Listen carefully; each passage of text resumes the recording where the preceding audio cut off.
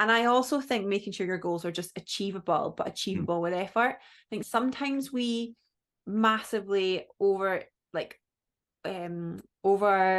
not overestimate ourselves, but we just set goals that are just not achievable because of the limits of life and time. And so we never achieve them. And then we remind ourselves that we're a failure because we never got there. But it's because actually we could never have got there in the first place.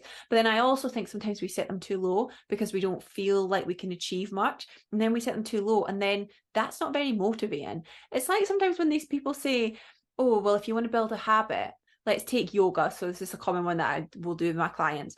Let's say you're trying to do some yoga this year and you're like, oh, okay, well, I'm going to start with doing 5 minutes every Sunday for the next month. And then by the time the end of January comes, you've done 20 minutes of yoga for the whole month. It's like you barely would even notice that you've done anything. And I think sometimes we think, oh, small, sustainable building habits is really helpful. Sometimes it's like, no, do you know what? Do 5 minutes every day for January. Then when it comes to February, doing it 3 times a week is going to be like a walk in the park. So I think sometimes we make that mistake too. It's just about finding like that balance for yourself, like being realistic with yourself. Yeah, I really like it. I completely agree.